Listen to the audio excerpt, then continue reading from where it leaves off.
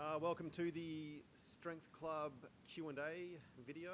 I'm Mick Solomons. I'm the developer of the Starting Strength app and Strength Club, and alongside me today is Starting Strength Coach Alex Koesarie. G'day, Alex. Hey, how's it going, Mick? Yeah, going good. Unfortunately, Rusty can't make it today. He's had something come up in his personal life, and he couldn't make it. But he will be back next week with us. So it's just me and you today, Alex. Yeah, bringing it back. It was originally just me, and we've slowly been adding people. The old crew's back. I was thinking we probably should have asked, maybe asked Rip if he wanted to come on, but I can't imagine. I don't think he's. I can't imagine he would have wanted to spend an hour doing form checks. That's probably his worst night. Exactly. Yeah. At this point in his life, he's beyond it. All right. Well, I guess we'll just kick it off. We've got a question from Pam S. I think it's Sorky or Sorchi. So we'll kick it off with that. She said she's in her late 30s. She's 5'5" and 128 pounds. She has a lean build and a high metabolism, so she's been told, but she lacks muscle mass in her lower half, and she's considering toning up her glutes and thighs. And additionally, she was a dancer throughout childhood and in her early 20s, and her right knee makes a crackling sound when she squats with weight, and she's experiencing some pain in that knee at times. And her questions are, based on her weight and height and her desire for a lean look, can I lift a lesser amount instead of an incremental build? Do you want to... So it's kind of related. So we have question 2 as well. So it's, why don't I feel pain the day after lifting, but do feel muscular pain after a HIIT workout? Is there a bigger benefit to HIIT? So kind of like one large answer for this. So we'll address the pain issue first. Pain is weird, and it's not, hyper mechanical. So if you're thinking about kind of like knee damage or something's inherently wrong, we don't really know that. You don't know that either. So when it comes to things like crackling sounds, like crepitus is the term for it, don't really worry about it. If something is wrong, it will be known to you, kind of like you'll lose control of your foot. You'll have a dramatic amount of swelling in the area, or you'll have kind of pain radiating significantly down or back up to your hip. Those are kind of like larger landmarks to say like, hey, something's wrong. I should go see my doctor more immediately. But kind of like crackling things, almost always those tend to be reported that they'll go away with kind of more activity. So it's like if it's happening in the beginning of your workout, but not kind of once everything gets going, that's fine. If it's happening consistently in one specific range of motion, you can work to avoid that if you're not comfortable with it. But otherwise, just kind of keep doing your thing. So the first question has more so, can I lift a lesser amount instead of an incremental build? It really depends. So no one can tell you kind of really what to put on the bar and when. Ideally we would say like, hey, for a novice who's relatively untrained, putting, another 5 pounds on the bar a few times a week or even once a week is a great forward step. If you aren't mentally comfortable with that, things like adding a rep or adding a set at a lower weight could definitely be some amount of beneficial for you. But kind of at this early stage, each one of your workouts is preparing you for the next one just as much as it needs to. So it's not like you're going to be taking a 20-pound jump or a 40-pound jump. Let's say if you're squatting 95, do that for your 3 sets of 5. You are now prepared to do that again, now with another 5 pounds for the 100. I guess you're going to... I guess this question comes up a lot from the ladies who do this strength training is, they're sort of worried about getting kind of bulky. I think maybe that seems to be her concern a little bit, is sort of getting bulky and losing that lean kind of look. Yeah, it won't happen. No one will ever accidentally be a bodybuilder. So I think that if you already understand kind of like your height and your weight well, and you are relatively lean, I wouldn't worry about it too much. No change is going to be drastic enough that you won't be able to steer around it. So with weight loss or with weight gain, if you decided to do a 2,000 calorie surplus or like a 1,000 calorie deficit, you'll see your changes quickly, but you can steer out of it so long as you're just kind of actively thinking about it. So if you're just mindlessly kind of going through your day and you've taken out half your food or added 2 times the servings, then you may surprise yourself in a few months if you let things get away from you. But otherwise, I've never actually seen that be a problem in the real world. So. I'm sort of wondering maybe if her knee pain's related to the HIIT training she's doing. I mean, she didn't really mention. I think I actually did email her and ask her what HIIT she's doing, but she didn't reply. So I'm sort of wondering if maybe the knee pain's related to that. Yeah, I mean, it's very possible. I mean, a lot of times for people, they will associate kind of, not to say muscular soreness, but kind of the way that she's saying it in question number 2. She's saying, I don't feel pain the day after lifting, but I do feel muscle pain after a HIIT workout. Probably your quads are just sore from the amount of work that you're doing. Like HIIT work is traumatic. There are kind of no ways around it. You can adapt to it somewhat, the best that you can. But no one is ever completely immune to to how difficult it can be. Granted that you're operating at the highest intensity you can be. So no matter what shape you're in, exactly. Yeah. So no matter what.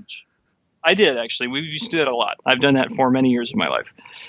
Even whenever you're really good at it and you're in very good shape, doesn't matter. It's 100% of your 1RM essentially all the time.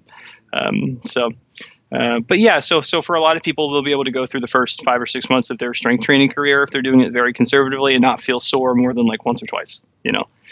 So definitely different expectations. Yeah, I guess it could be diet related as well. If she's sort of pulling up sore after training, maybe she's, if she's eating at not enough protein or not at a sort of big deficit. I guess, could that sort of be? Yeah, I mean, no one's ever eating enough protein, so it's just kind of a thing that you have to expect.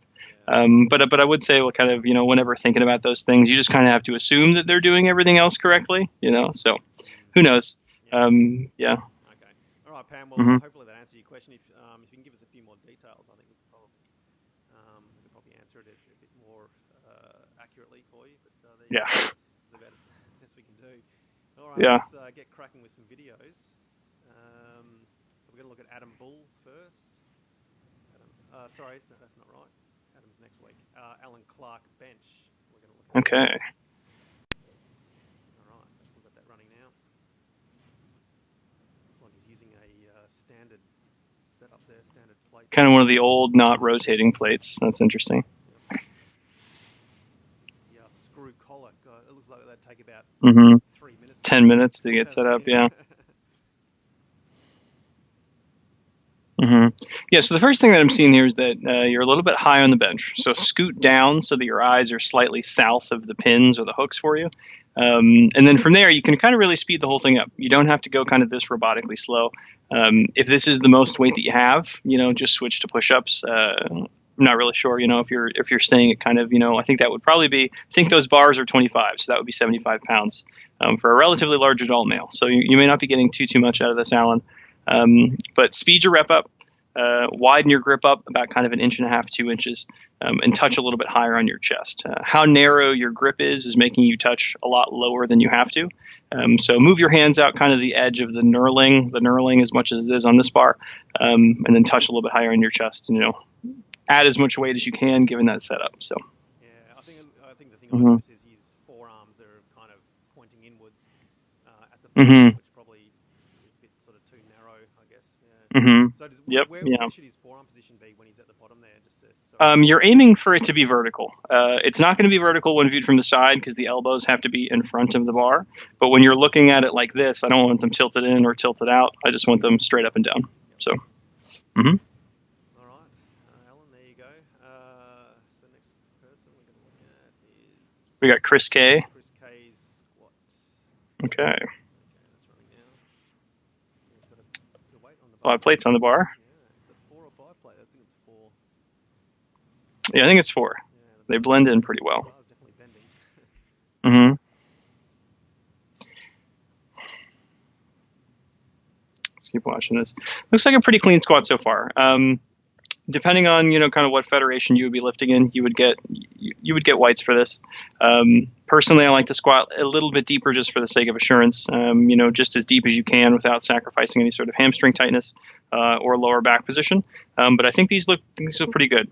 You're rolling to the outside of your feet, so I think you would do well with widening your stance out by 1.5 inches, 2 inches.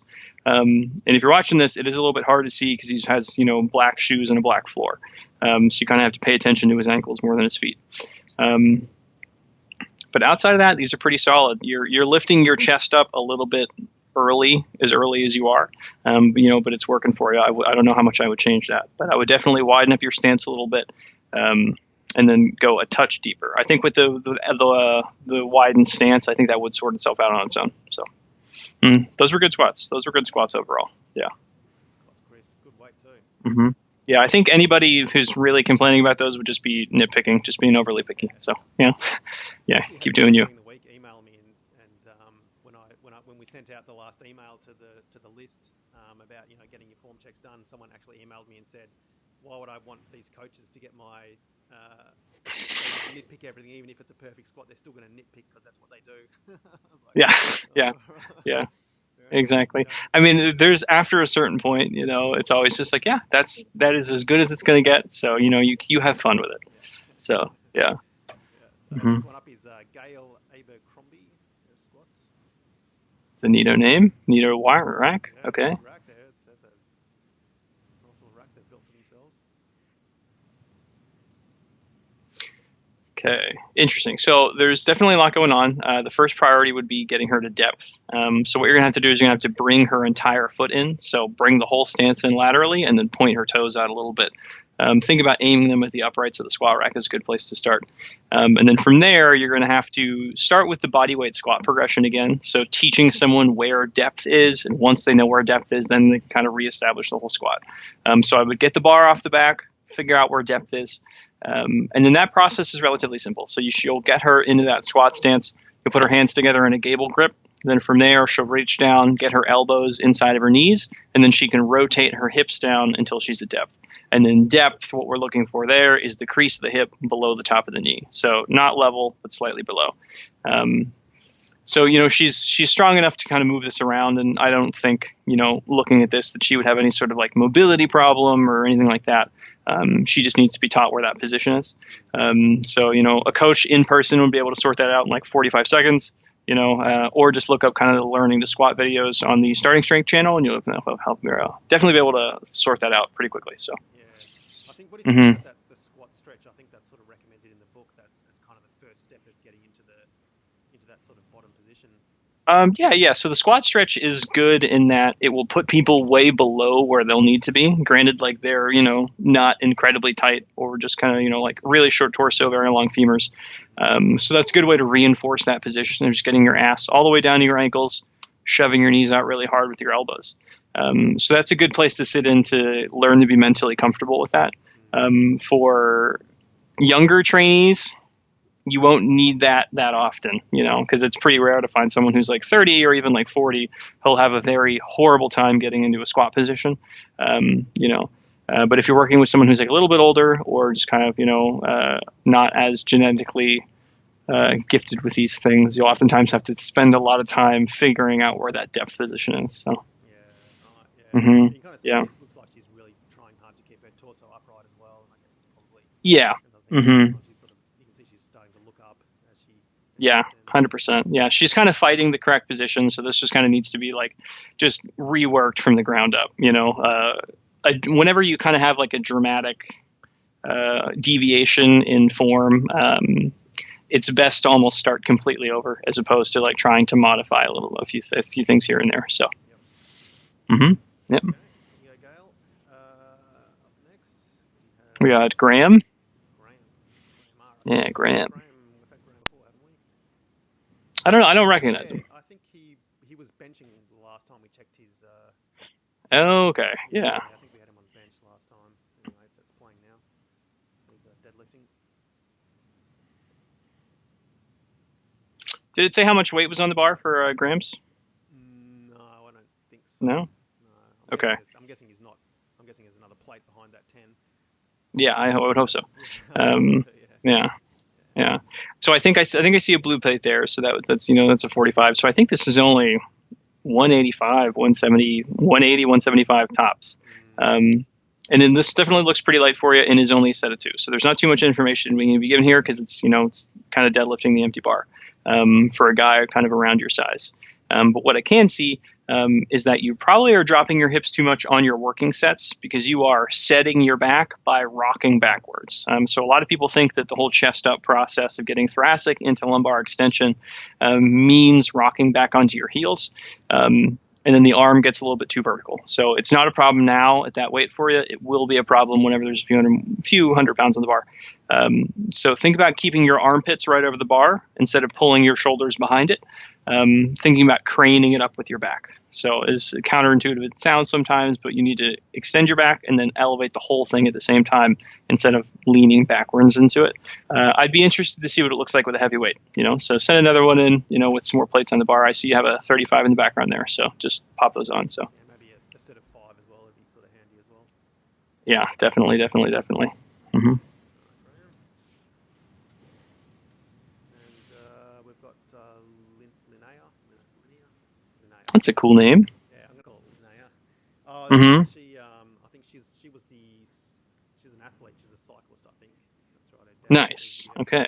She had her squatting last time. Yeah, she looks jacked, so that makes sense. Okay. What do we got on here? We got a 45. You can see it at the top, just barely. So 155, 160. This is 160 or 165. So it depends. So you figure out how to do this kind of deadlift competently. If you're interested in putting more weight on the bar, this is kind of, similar to that squat above, that a dramatic reorganization would probably be pretty helpful. So right now you have about 2 feet in between each one of your shoes. For kind of your height and build, that can be reduced down to 3 or 4 inches. And then you can get into a better, more proper deadlift setup. So you're already keeping the back of the bar over the middle of your foot. You already know how to keep your back into extension.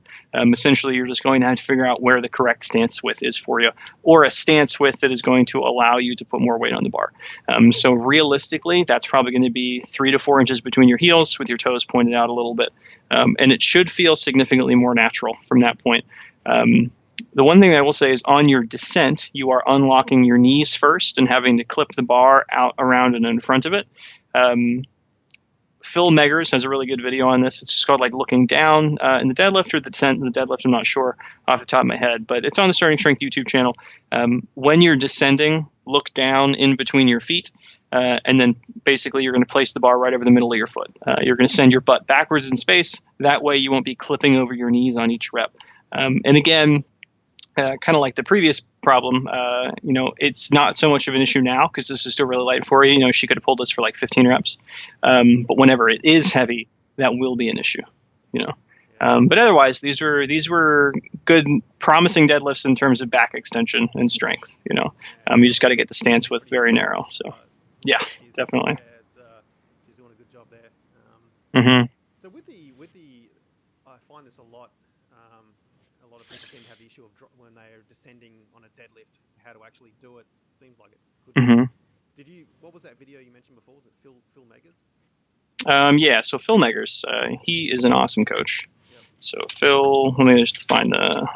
We'll link that in So the title is A Quick Tip on Setting Down the Deadlift, and essentially what he goes over is. So the descent on the deadlift, what you need to do is return the bar to the position where you need to pull it from, and that is the middle of your foot. So if you need to put it there on the way down, you should be looking at it to create a visual reference for yourself to drop it on. Normally that will promote keeping your knees back and sending your hips backwards in space. Sometimes it doesn't. But think about bending at the hips. You don't really have to control the weight on the way down. All you have to do is just get it there.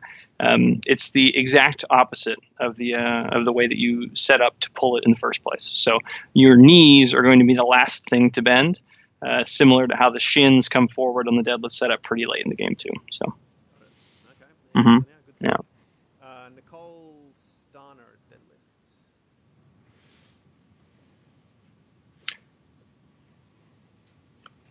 I wonder if the neighbours are sort of watching this and thinking, what the hell's she doing? Hopefully they are. Yeah, maybe she'll get a few of them. Get some friends, yeah. So these are really good deadlifts. These are also really light deadlifts. I think everyone's sending in form checks that they could do for 20 reps. I really like this one a lot. So the stance adjustments that I was talking about for Linnea I want your deadlift to look exactly like Nicole Starner's. Nicole's, hers are a bit heavy on her heels, so she's kind of doing a similar thing to what we saw earlier in the deadlift videos, where she's leaning backwards to set her back. Thinking about keeping your armpits right on top of the bar, pulling your hips up and your shoulders up at the same time. That will solve most of those problems. But this deadlift was definitely too easy to get too much information out of. So, you can probably add 30 pounds to this bar and then be totally fine. So. Good. So Nicole actually emailed me about a week before, or maybe a week or two ago, and she sent me a video, and actually, I said probably the best thing to do is to watch the 5-step. I think the 5-step video, how to set up the 5 steps, and so she's definitely improved from the first video she sent through. So. Oh yeah, that was a great deadlift. Yeah. No, that's looking really good. Well done. Nicole. Okay. Yeah. Next we've got Paul. Oh, back to Paul. Oh, so he's in that cool rack too. Yeah. I think he's the guy. Looks like he's built a rack since we made fun of him squatting on chairs that were on his coffee table. I think this is the same. Do you remember that one? I do. I'm not sure if this is that same guy. I'm not sure. Okay. Is it? I have to figure that out. Yeah. Right. So essentially you're about 3.5, actually more towards, I would say 4 or 5 inches high on these. You're looking down, you're leaning your torso over. So those are all positive signs. Your stance is too wide and your toes are a little bit too straight ahead. So instead of having your feet like this in this orientation of straight up and down, you need to bring your heels in fairly significantly. What this is going to do, it's going to make your femurs shorter from the side. And then what you want to think about is dropping your butt down straight between your heels. I would definitely take some weight off the bar. This looked like a heavy effort for you. So, go back down to 135, 155, play around with it until you can figure out where depth is. And again, depth being the crease of the hip right below the top of the knee. And then if you want to think about it as the angle of your femur shouldn't be like this or like this. You want your femur tilted downwards if this was your hip. But I think he definitely can get to depth. I don't think this is, like a flexibility issue or anything like that. I think he's just kind of deciding to turn this around early. So trust yourself, go down all the way. And I would also widen up your grip. If you're looking at the hands and you'll see his wrists are into pretty far extension. If you just widen your grip up and then think about keeping your wrists over the bar, so rather than here, putting them here, that's going to create a more solid and stable shelf for you to sit the bar on. But these are definitely a solid start. You just got to figure out where depth is. So the first thing is changing that stance up. So. Good to see. I guess they're a husband and wife team. It's always good to see that. Yeah, it definitely is. Yeah. Keep it up. Okay. Yeah. Next one. Paul Young Deadlift. We got the good Paul. I think I recognized him because he had that cool flag last time. Yeah, and he also spent a lot of time editing his videos and adding. That was him. Okay. Subtitles. Cool. Yeah.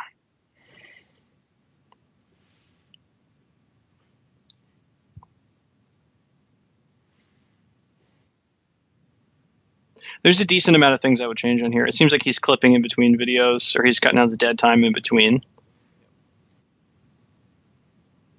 I'm wondering if it's actually a set of 5 or maybe like 3 sets of 2 or something. Yeah, yeah, I'm thinking the same thing. It seems like he's resetting by a good bit. Either that or we've finally found a glitch in the matrix. Yeah, I hope it's that one. Get me out of here, please. Okay, yeah, so there's going to be a laundry list on this one. Now, this is a totally serviceable deadlift, but, there's a lot of things that could be improved here. I think you are just using a double overhand grip, meaning that the thumb outside of the fist. I don't think you are using a hook grip. Okay, I would recommend using a hook grip or using an over-under grip, and then also with that widening your grip out in all scenarios. Your grip is a little bit too narrow right now, and it's preventing you from getting into a good top position. Your hands are kind of running into your belly, and then you're essentially just stopping your pull. So none of these pulls were finished. You wouldn't get your white lights. So what we're aiming for is your hips fully extended, your knees fully extended, and for your shoulders to be slightly behind the bar. So we have to fix the top position first. And the next thing is, you're starting to bump the bar away from your shins as soon as you start the pull.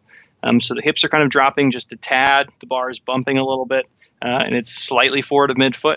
I think you would be served a lot better if you brought your heels in a little bit more, opened your knees up, shoved your knees out to the side.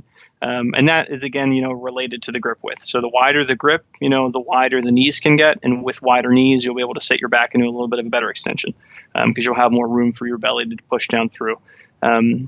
So I think if you make those changes, you should be fine. You'll be able to get a better back position with, a more narrow stance with your heels in, toes out a little bit more, and then move the grip out. As long as you already got a pretty narrow stance there.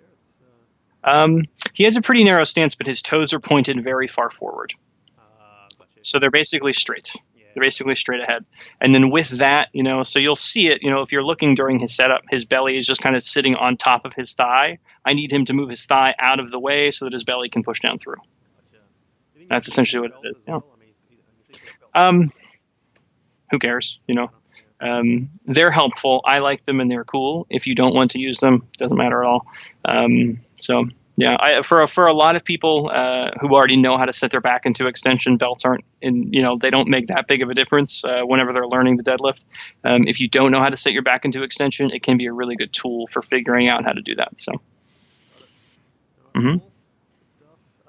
Pavel You fit Oh, here he is. Right, this guy's in his attic. He's like his attic. I don't know if we want to be dead. Yeah, I like it. I guess if you deadlifted enough to crash through the floor, then that's pretty impressive.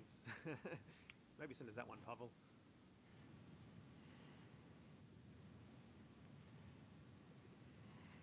Okay. So these are high bar squats. Commentary on high bar squats first.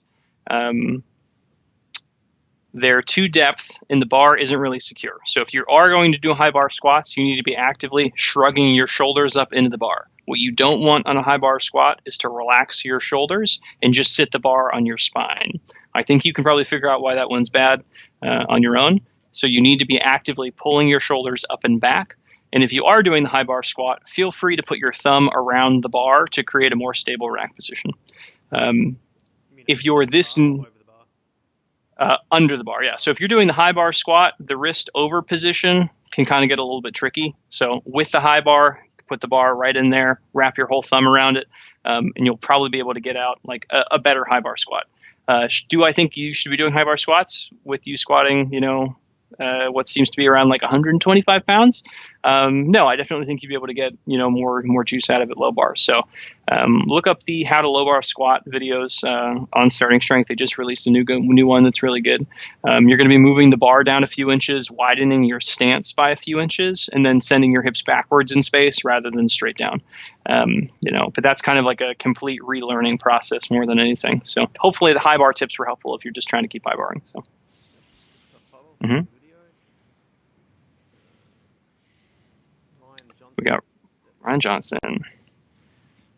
The thumbnail looks good already. I'm excited. Got a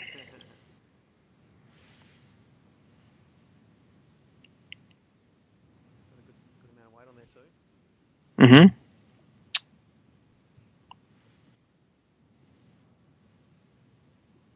think that's what you always want when you're deadlifting and you're watching your videos. You want to see the camera shake. The camera bounce around a little bit. Yeah, I like it.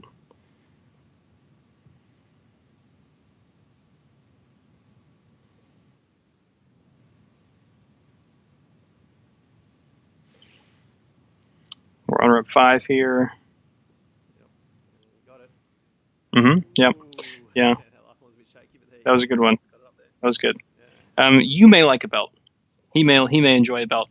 The only thing I can say, and you can see it the most kind of dramatically under rep 5, is you are pulling a little bit onto your heels. So you're getting your quads out of the way early. So think about pushing the ground away with the floor. These are these are great deadlifts. These are great deadlifts. We are nitpicking at this point.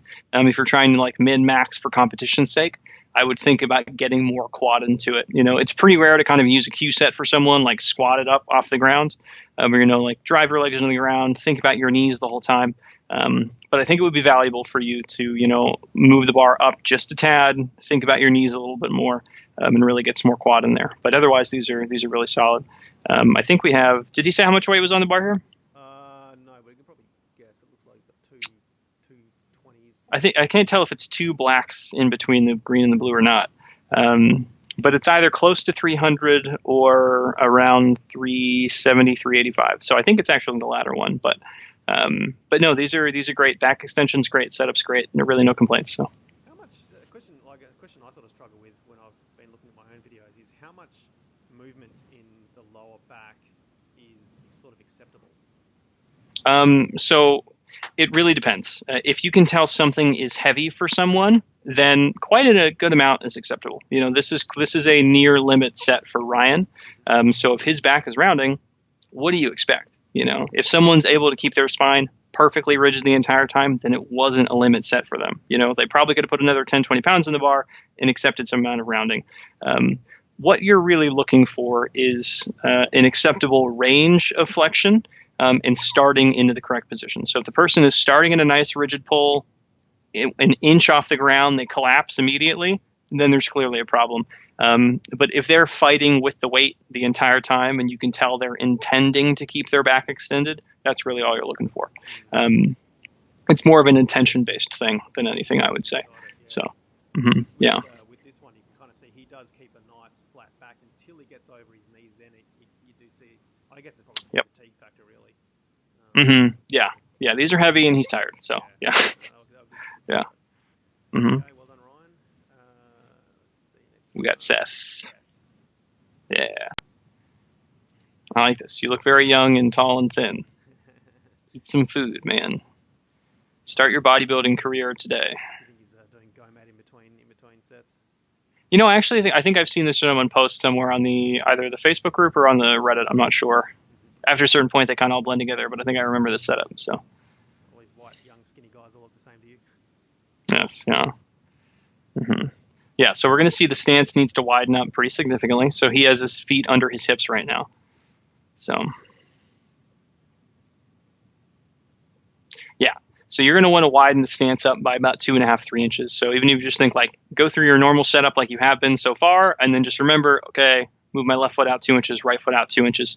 And then you're also leading with your chest by a good bit on these. And then what we're looking for there is essentially the rate of change between whether the chest is rising first or the hips are rising first. So if the chest comes up immediately, the bar kind of goes backwards, you get on your heels. If the hips rise up too fast, then you'll fall forward. So we're kind of looking for that good intermediate. But think about sending your hips up out of the bottom and then widen that stance up. On your unrack, you are getting very loose to the bar, kind of like wiggling around down there and then picking it up. Think about pushing into it. Think about getting tighter. That will help whenever you have more muscle mass on your body. So I don't want to swoop past it and then pull into it. I want to get it, touch my neck with it, and then push down into it. That's a thing that you'll probably figure out later on, when there's more weight on the bar. I think there's 195 or 205 in the bar right now. But definitely fix your stance with and then drive your ass up in the air instead of your chest. So. I can't imagine ever squatting facing the wall like that. I mean, do you guys sort of talk about that as being an issue at all? I don't really mind. I mean, I did that. I had an apartment gym on the third story of a walk up for I squatted in there for probably 10 months trying to, deadlift and squat as quietly as possible. My face was 2 inches from the wall. As long as you're aiming your head in the correct spot, it's not really a big issue. If he just moved back another, 3 or 4 inches, he'd be totally fine. But for things like the deadlift, it can really mess some things up because you have to be looking farther away. But on the squat, it's not the end of the world. So. All right, Seth. Next we've got Gamet. I think his name's Gamet Squat. His name is Squat. His name's Squat. Yeah, I like these. It looks like he's ready. Yeah. Bam. Bam.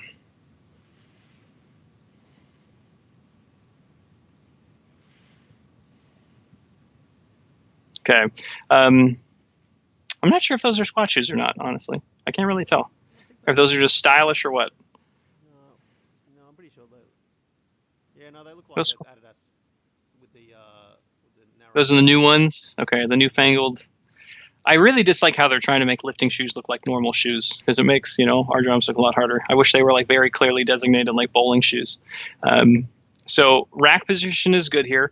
I want you to think about mounding your wrists over the bar instead of letting your wrists get under the bar. So when your wrists are under the bar, your elbows under the bar, you're going to keep a little bit too vertical of a torso. Now, these squats are fundamentally good and still really light for you. But the biggest issue is that you are bouncing out of the bottom a little bit too early and you are just a tad high of depth. So I would say some of these reps, they're a little bit high. Some of these reps, they're right exactly on depth. But think about, clearing space for your stomach in between your thighs, so shoving your knees out even harder than they are now. That's going to be kind of the big mental focus for you, and then dropping your stomach down to the floor as low as you can go. If I were coaching you, I would start you with some pause squats or some tempo work down at the bottom so you can kind of refamiliarize yourself with that. And then once you are comfortable with that position of depth, then start to focus on accelerating the bar. So given this bar speed, I think like a normal working set for someone of his size, kind of like right now, he could probably put 275 or 315 on the bar and be fine. So 225 is definitely really light. But clear your thighs out to the side, drop your stomach down as deep as you can go. And then for a while, even if you feel like bouncing out of the hole, keep pushing down into it. And then you'll probably get exactly the depth and you should be fine. But, overall, those are nice and strong squats. So. What do you think about the bar position on his back? So the bar position is pretty interesting. And then it's harder to tell with people who have like large traps and then also a shoulder that goes back for a while. So is the bar probably kind of like right on top or immediately below the spine of his scapula, kind of the landmark for low bar? Yes. Does it appear like that to us because there's kind of like flesh in both directions? Not really as much. But I think the bar position is totally fine. It is kind of rolling up on the back. And that's partially because the wrists are getting under the bar. But again, that's kind of lower on the priority chain than the rest of it is. So, depth first, figure out how to drive your hips up out of the bottom, and then, tiny adjustments to that rack position over time. You seem like you have nice and flexible shoulders for a big guy, which is good. So you lucked out there. Nice one. All right, Mr. Squat. There you go. Yeah. Surgeon Luzajic. I had to verify how to pronounce this guy's name. I wish my first name was Surgeon. That'd be cool. It's not spelt that. It was. I assume he's from Balkan countries because it was just. Anyway, Yeah. I had to confirm how to pronounce before I tried. Anyway, here we go. All right, so we got some blues on the bar, so they weigh blue weight.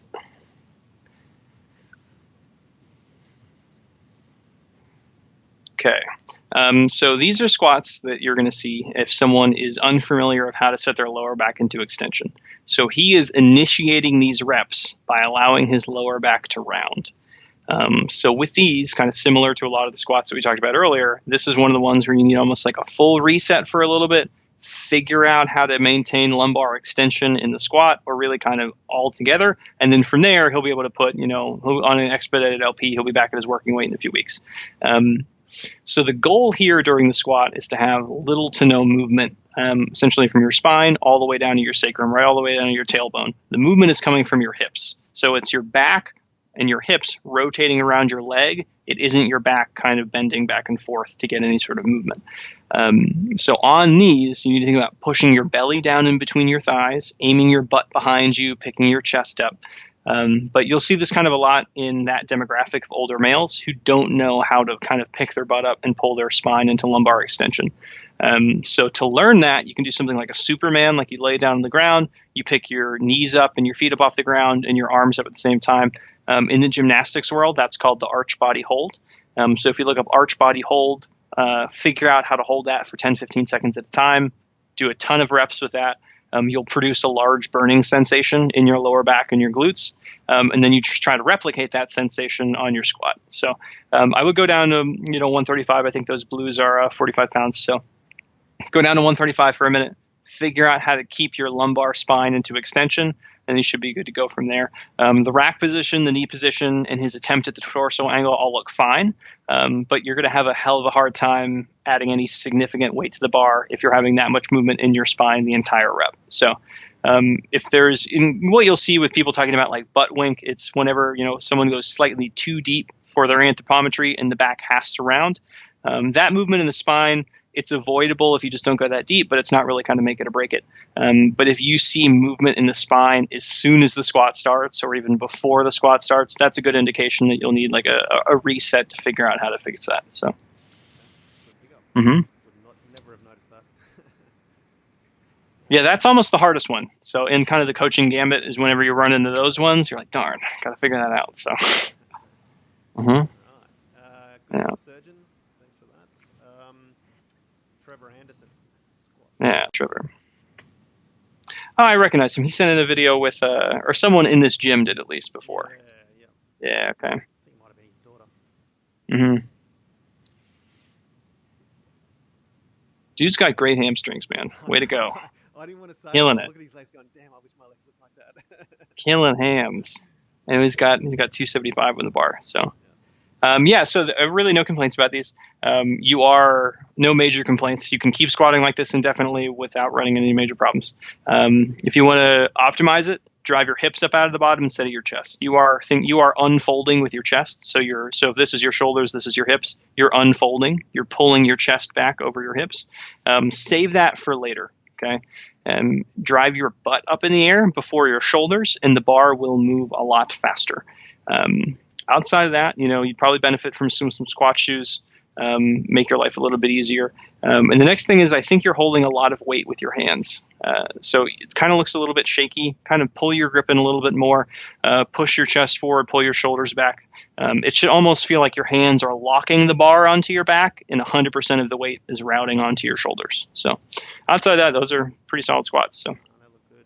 He's got some boots there as well. I never understood people who squat in boots. I always thought it would be stop your ankles from sort of getting into Yeah, it is. If it works, it works. So, okay.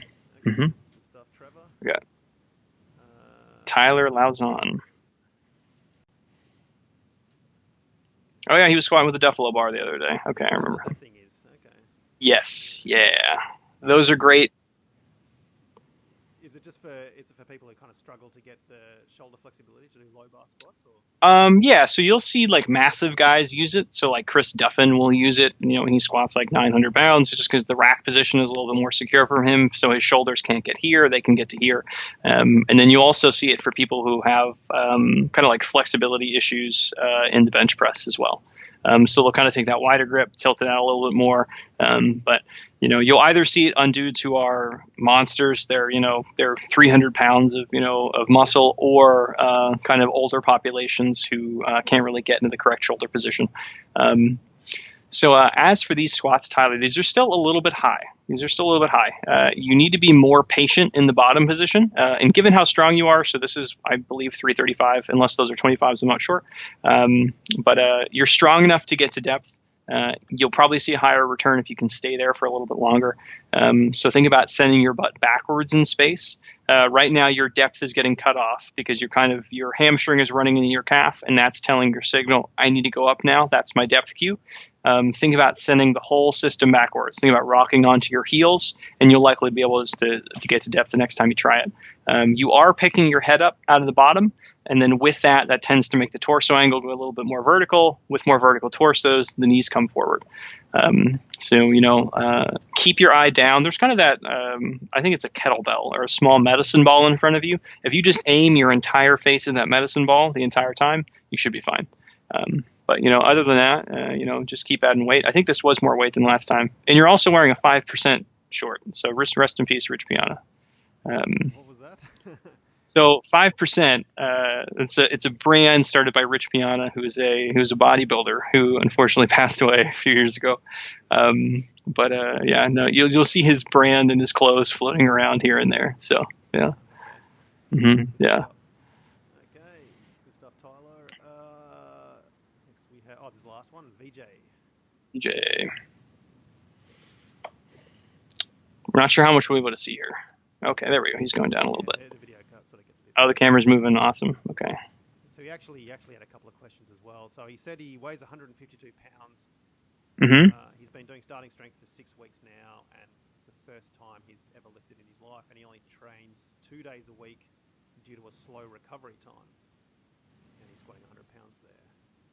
Okay. So first things first is that, your depth is good. Your torso angle is not horrible. You need to look down. So right now you're aiming your face straight ahead at the wall in front of you. Look down at those water jugs right at the floor. And then, again, kind of like similar how we talked to the guy in the last guy, think about sending your whole body backwards over your heels. So sending your hips backwards in space, shoving your chest down to the floor, leaning your face down as well. And that should solve most of the problems here. So on these, you are driving with your chest out of them because you're kind of doing like the high bar, low bar squat.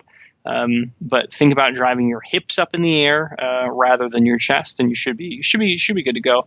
I did see that question. He said he was only squatting because he said like bad recovery or something like that. So due to a slow recovery time, definitely consider gaining weight. So gaining weight, it's a personal choice. Kind of at your height and weight, you would look better, with another 20, 25 pounds of muscle on you. So, start eating more protein. Not to generalize, but I know that a large portion of his population are vegetarian for religious reasons. Protein is pretty hard to come by because of that. So start making moves towards like more protein heavy carbohydrate sources if you can, or just start eating more meat, I would definitely say.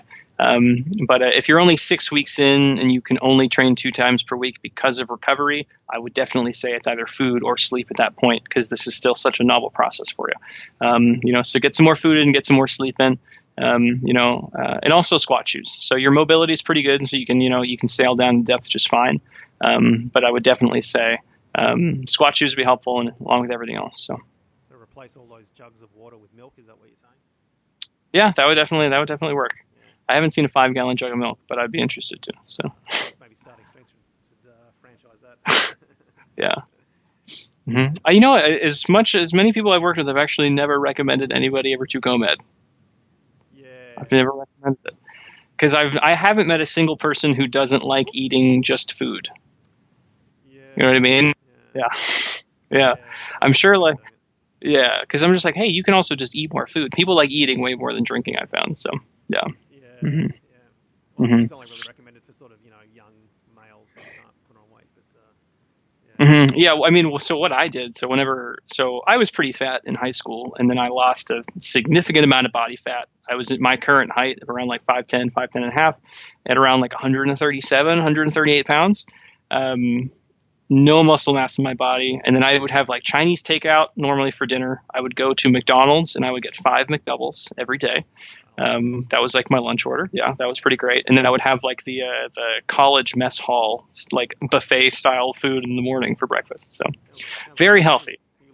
Very healthy. Exactly. Yeah. I was like, hey, I'm 19. What else am I going to do other than eat like 6 pounds of food a day? So, yeah. Yeah. Bulking is fun, I would say. Eating food, can't get enough of it. But. I can never get tired of it. Yeah. Yeah. Well, I think we've sort of flown through those today. I think that was the last one for today. So, thanks again, guys, for everyone who sent in their videos. We've got about another 20 to get through next week. So if we didn't get to your video today, we'll definitely get to it either next week or the week after. But yeah, keep sending them in. And Alex, if people want to get in touch with you, what's the best way they can contact you?